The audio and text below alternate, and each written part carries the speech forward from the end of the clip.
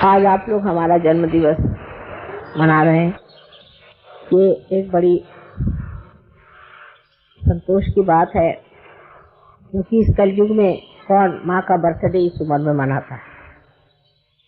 इसलिए ये द्योतक है कि आप लोग इस कलयुग में जन्म लेकर के भी अपने मातृधर्म से परिचित ही नहीं, लेकिन उसका अवलंबन भी करते हैं। इस उम्र में तो जन्मदिन मनाना माने एक एक साल घटता ही जा रहा है,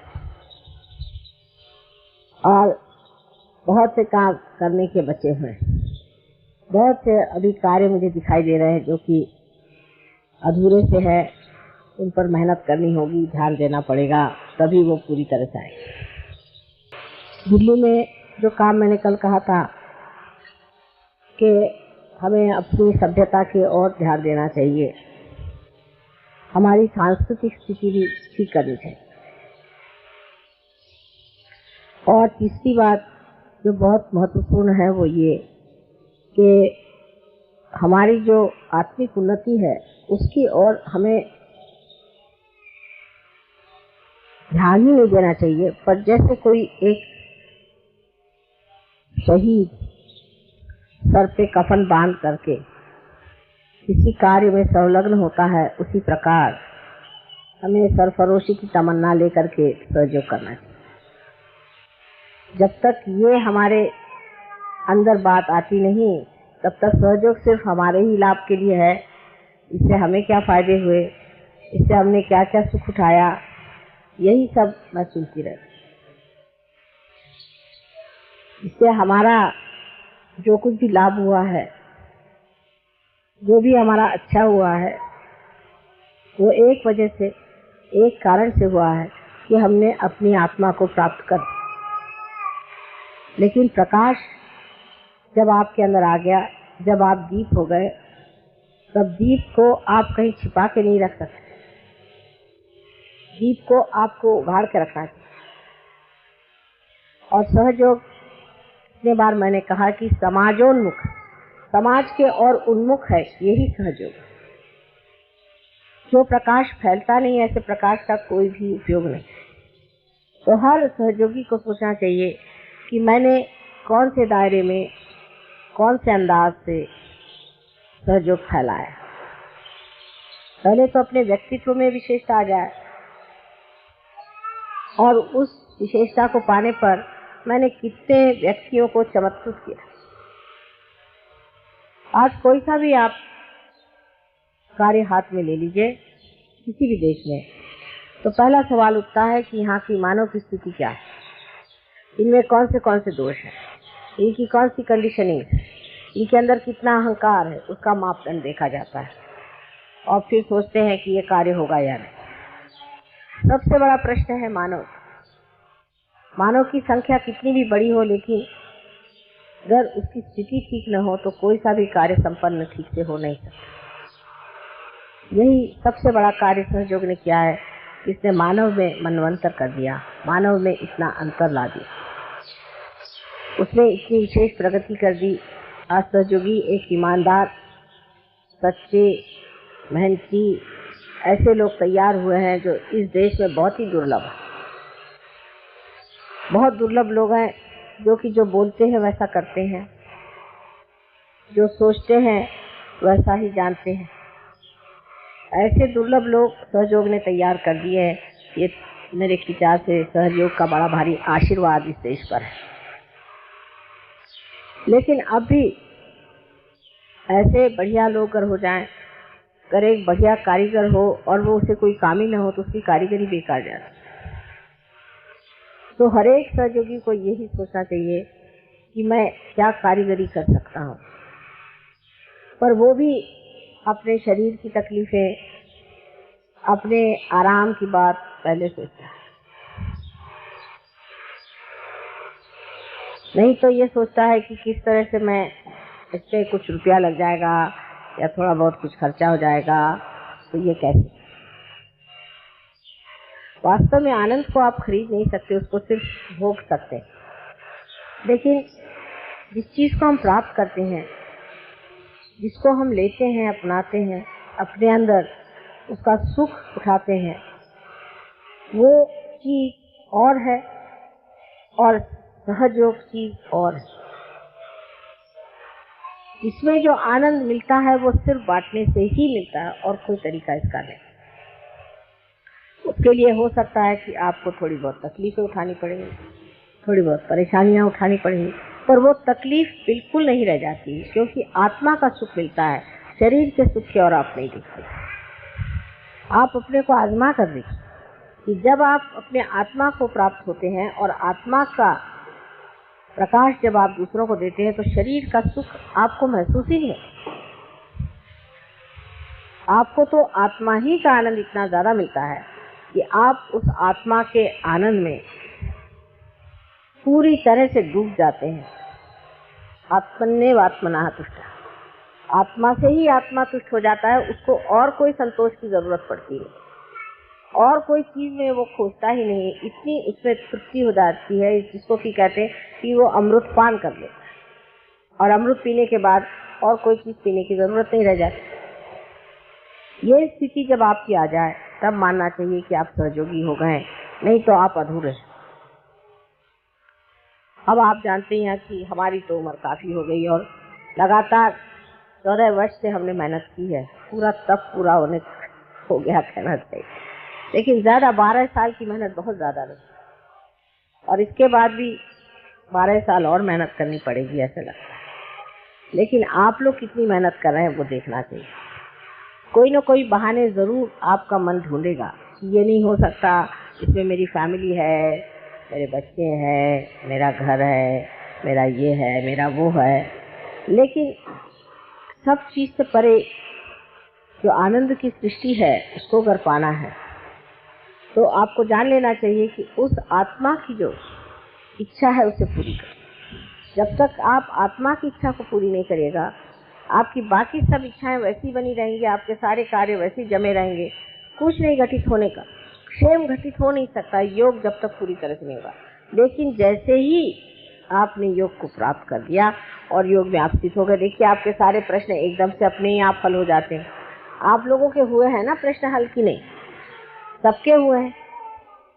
तब फिर आगे बढ़ के देखिए कि जो हम सोचते हैं हमारे लिए प्रश्न है, जो हम सोचते हैं हमारे लिए बड़ी मुश्किलें हैं, आप ये सिर्फ सोच कर देखिए कि नहीं, हम सहयोग के कार्य में संलग्न हैं और परमात्मा हमको देखने वाले।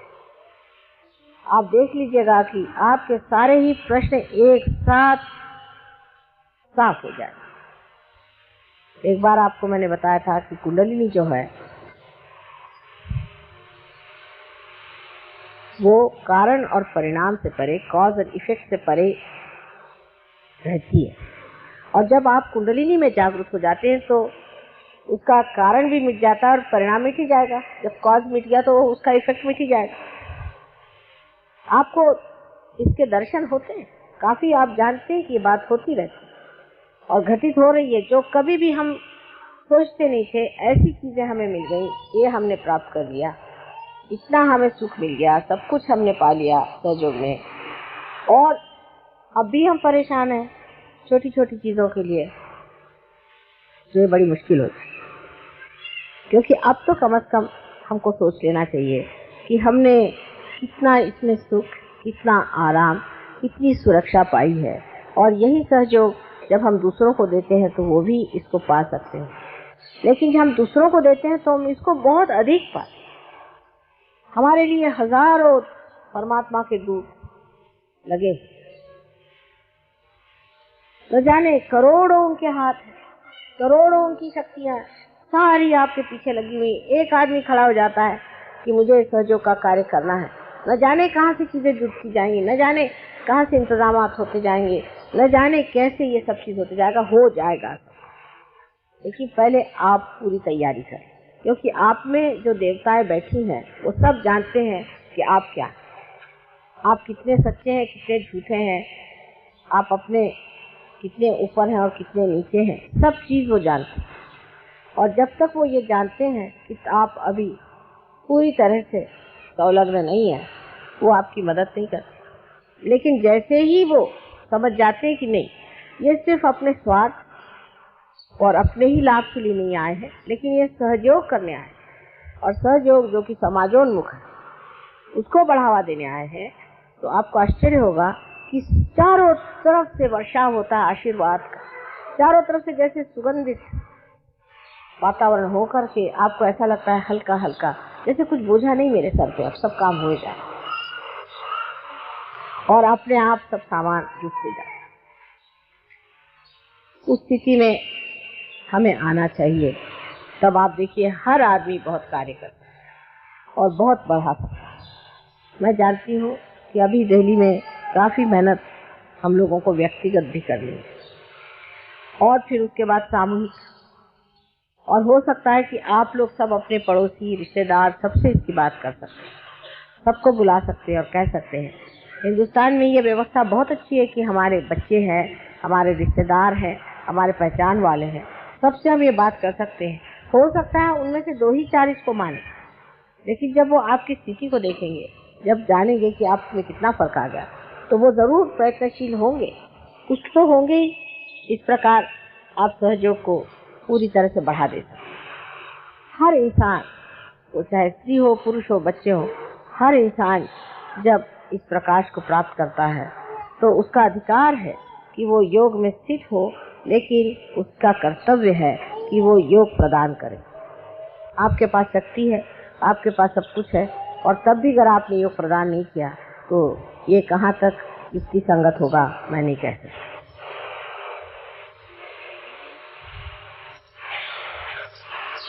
हमारे दिल्ली के सेंटर पे बहुत से प्रश्न ऐसे खड़े हुए हैं जिसके बारे में मैं ज़रूर बातचीत करूंगी और इन लोगों को बताऊंगी कि क्या प्रश्न है और उसके क्या किस तरह से उसकी आप हल निकाल सकते हैं। वो मुश्किल काम नहीं, लेकिन जो हम मन से सोचते हैं, विचारते हैं और जिस तर्कों को हम करके किसी एक इरादे पे पहुंच भी जाते हैं, तो भी हम जब तक पूरी तरह से अपने में हमसा चक्र को जीत न ले, माने हमारे अंदर डिस्क्रिशन जब तक ना आ जाए, जब तक हमें अंदर ये सुबुद्धि ना आ जाए, जब तक हमारे अंदर पूरी तरह से कोई चीज़ अच्छी है या बुरी है, कोई चीज़ सहयोग के लिए लाभदायक है या नहीं है, ये समझने की सूक्ष्म बुद्धि हमारे अंदर जब तक नहीं आ जाए, समझ ना आ जाए, तब तक सहयोग आपने पाया। और वो समझ कैसे आती है? कोई पूछता कैसे आती? तुम्हें साइकिल चलाना कैसे आती? जब तुम चलाने लग जाओ। मोटर चलाना कब आती? जब तुम चलाने लग जाओ। इसी प्रकार ये सूक्ष्म बुद्धि कब आती? जब आ जाती है। कैसे आती है? तो तटस्थता से आप साक्षी स्वरूप होकर हर एक चीज को देखना शुरू कर दें, ध्यान करें और अपना समय ज्यादा सहयोग के विचार में बिताएं तो आ जाएगी। लेकिन कब आएगी, कैसे आएगी, ये तो जब होगा तभी होगा। और इसलिए वो चीज़ अभी तक हमारे अंदर अगर नहीं आई है तो हमें उस तो और अग्रसर होना चाहिए। इसलिए मैंने कहा कि अब ज़रा कोशिश जोरों में करें, बहुत जोरों में कोशिश करें। मैंने इनसे कहा था कि पूजा में बहुत ही ऐसे लोगों को बुलाइए कि जो वास्तव में कुछ पा चुके हैं और ठहर जाए। अब उन जिन्होंने भेजा उन्होंने क्या समझे, बच्चा ही है। जो कोई पा सकता है उसको देना आपका परम कर्तव्य है। हर जन्मदिन के दिन आप कोई न कोई एक नया निश्चय करें। और मेरी समझ में अब आ रहा है कि मुझे भी एक नया निश्चय कर लेना चाहिए। और नया निश्चय जो है कि वो हमने जो विश्व धर्म बनाया है, जो हमने विश्व धर्म की स्थापना की, जिसको हम मानते हैं, उसकी मर्यादाओं में जो नहीं रहता है उसे सहयोगी कहलाने का अधिकार नहीं। ऐसा मैंने सोचा है कि एक नया निश्चय हम लोग करें। जो इसकी मर्यादाओं में रहता है वही इस धर्म का पालन करने वाला हो सकता है। जो विश्व धर्म को मानता है वो अगर इसमें नहीं रहे तो उसको हम सहयोगी मानने को तैयार नहीं। जैसे कि कोई समझ लीजिए सहयोगी है और वो डावरी लेता है तो वो सहयोगी नहीं हो सकता। कोई है वो जाति पाति विचार रखता है, वो सहयोगी नहीं हो सकता। कोई ऊंच नीच विचार रखता है वो सहयोगी नहीं हो सकता। तो आज मैंने यही निश्चय किया है कि आज से जो भी कोई इंसान अपने को सहयोगी कहलाएगा उसमें विश्व धर्म की पूरी कल्पना होनी चाहिए। इतना ही नहीं कि कल्पना में हो, लेकिन उसके आचरण और व्यवहार में अगर ये बात नहीं हो, समझ लीजिए किसी सहयोगी ने इस तरह की हरकत की तो उसको सहयोग में रहने का अधिकार नहीं है। उसको कहना चाहिए इसके लिए आप कोई प्रायश्चित करें और उस प्रायश्चित स्वरूप आप अपने को पहले ठीक करें और तभी आप सहयोग में आ सकते। ऐसे करने से संकीर्णता आ जाए, लोग कहें कि कम लोग होंगे, कोई हर्ज नहीं। भगवान के दरबार में भी बहुत कम जगह बची है, आपको पता नहीं है। वहाँ कितने लोगों को आप घुसेड़िएगा, नर्क में भी जगह नहीं रह गई। तो कहीं बीच में ही लटका के लोगों को रखना पड़ेगा। इसलिए जो आधे अधूरे लोग हैं, जो कहीं के न रहे, ऐसे लोगों को सहयोग में नहीं आना। बेकार में परेशान करने से कोई फायदा नहीं।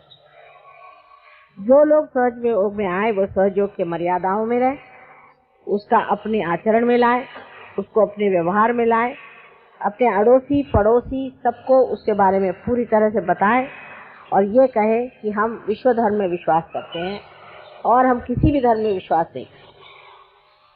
और जो लोग ऐसा नहीं कहते हैं उनको हम सहयोगी नहीं मानेंगे। जो लोग डरते हैं समाज से ये कहने में कि हम विश्व धर्म के योगी हैं, जो ये कहने में डरते हैं कि हम सहयोगी हैं,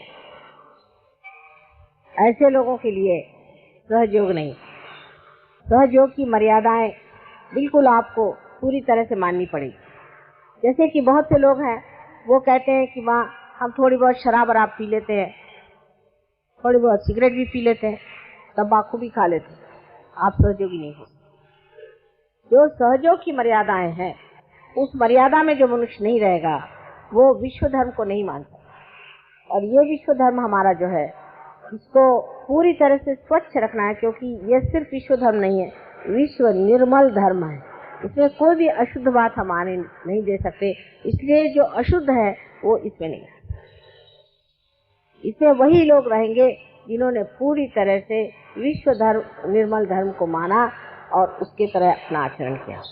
यही निश्चय आज हमने अपने जन्मदिन के दिन किया हुआ है और आशा है आप लोग इसे प्रेम से स्वीकार करें। अब ये विश्व धर्म की क्या क्या विशेषताएं हैं और ये कैसा होना चाहिए, इसकी गहनता क्या है, इसके बारे में मैं किसी दिन और बताऊंगी। लेकिन अभी इतना ज़रूर जान लेना है कि मोटे तौर से जो बातें आप जानते हैं वो कम से कम आप लोग नहीं करते। जो